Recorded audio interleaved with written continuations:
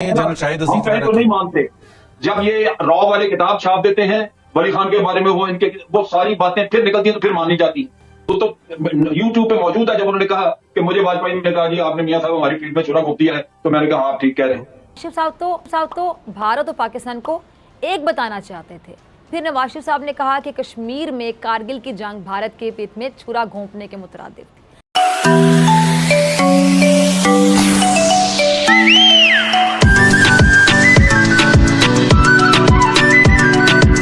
वो शख्स जो शहद पीता है, क्या उसको वो रकम ये इसलिए दे रहा है कि उसने इस मुल्क के 90,000 कैदियों को वापस लाया? बेगैरती सियासत की तरफ हम जा रहे हैं। ये जो सियासत विदाउट स्क्रूपल्स एंड प्रिंसिपल्स की तरफ हम जा रहे हैं, ये सियासत तबाही की तरफ लेके जाएगी। ऐसे तारीख में पाकिस्तान के वाकयात हुए हैं, इनके नतीजे में हमें सुनना पड़ा है। मेरे अजीज हमवतनों, कहा गया कि 90,000 फौजियों को रहा करवाया, बिल्कुल वजह है। 90,000 खवातीन भी होते तो हथियार न डालते, लेकिन हमारे जंगजू और बहादुर सिपाही कि जंग का माहौल बन गया। और ये देखना ये है कि एक इतना स्ट्रेटेजिकली इंपॉर्टेंट इलाका कश्मीर का, वहां पे जो आर्मी बैशिंग भी शुरू हो गई है। हर चीज फौज लड़ाई जो सी अपोजिशन पार्टीज की और सरकार की आपस की लड़ाई है, रगड़ा उसमें फौज को लग रहा है। इंडियन मीडिया को आप जरा नजर मारें, इंडियन मीडिया में इतना ज्यादा इस चीज को उछाला जा रहा है। और खासतौर पर मरियम भी बार बार बात करती है हम कश्मीर को सूबा नहीं बनने देंगे। इस चीज को इंडियन मीडिया में इतना ज्यादा उछाला जा रहा है कि देखें पाकिस्तान की गवर्नमेंट आजाद कश्मीर और दूसरे कश्मीर के लोगों के बारे में कहती कुछ और है, इसका एजेंडा कुछ और है। फिर कि मजबूर कर दिया जाए फौज को कि कहीं ना कहीं रिटेलिएट करे। हजारों लोग शहीद हुए हमारे वॉर्स के अंदर। 71 में गफूर हैदरी साहब भी आपके एलआई हैं, JUIF के मर्जी रहनुमा है, वो उसको भी मजाक बना रहे हैं। रजा रबानी ने बड़ा पॉइंट आउट किया, सबको नजर आ रहा है। आप लोग क्या, जो पहली आपकी अटेम्प्ट फेल हो गई थी आर्मी को बेट करने की, जब पहले मियां साहब शुरू हुए थे, फिर जलसे ठंडे हो गए। ये बात की जाती है वज़ीर आज़म पाकिस्तान के खिलाफ कि कश्मीर बेच दिया, इसका क्या मतलब है? गद्दारी नहीं है क्या? आप पाकिस्तान कोई बनाना रिपब्लिक है कि उसका कोई वज़ीर आज़म बैठ के जो है कश्मीर बेच देगा? तो उस एरिया में क्या ये आप इंडियन मीडिया देख रहे हैं? इंडियन मीडिया इस चीज को इतना उछाल रहा है कि जी फौज कश्मीर, इमरान खान फौज कश्मीर। क्या एक लोकल इलेक्शन के लिए ये वाली स्ट्रैटेजी बहुत खतरनाक खेल रही है। तो मैं जब आप कश्मीर के अंदर खड़े होकर कहते हैं कि कश्मीर का सौदा, सुन ले, तो आप ये नहीं सोचते उसका असर अक्रॉस द बॉर्डर सुन ले, वो लोग जो से जिद्दोजहद कर रहे हैं, आप तो उनके मोरल का बेड़ा गर्क कर रहे हैं कि तुम किन पाकिस्तानियों में बैठे हो, फौज और हुकूमत तो तुम्हें देश गई है। आप तो उनको हम बताते हैं ना, मैं बताता हूँ क्यों हम कहते हैं सौदा की। 2019 में जब इंडियन इलेक्शंस होने वाले थे, तो हमारे कश्मीरी भाई जो जद्दोजहद कर रहे हैं, they wanted to see the back of Modi, prime minister Modi, ठीक है ना, because he was the worst prime minister as far as Muslims and generally for Kashmir. Modi की ना बात करें, सुन ले मेरा वो सही है। पीटीआई वाले कहते हैं जब मियां साहब गए थे तो हुर्रियत वाले को नहीं, एक्टर्स को मिलकर आगे। हमने प्राइम मिनिस्टर साहब ने, इमरान खान साहब ने पब्लिकली ये इजहार किया कि मैं चाहता हूं कि मोदी साहब इलेक्शन जीते ताकि वो कश्मीर का हल तलाश कर सकेंगे टू पाकिस्तान सेटिस्फैक्शन।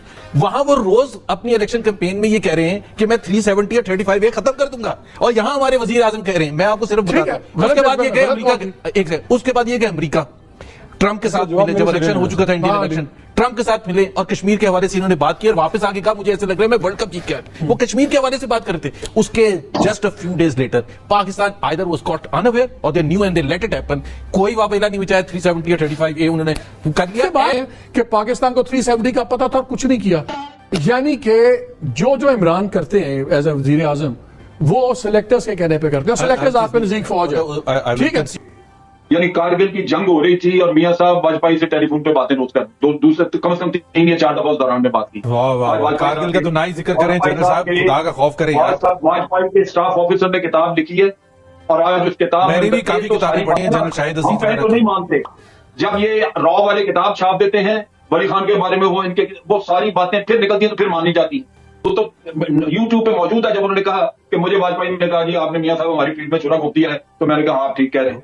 कि हम अगर बात ना करें जो हमने बात की कि छुरा खोपा था, हम कह रहे हैं क्योंकि फरवरी में या जनवरी 1999 ये आपने पीस अकॉर्ड किया, वाजपेयी यहां आए, उसके बाद आपने कारगिल किया, there is no one defence Kargil.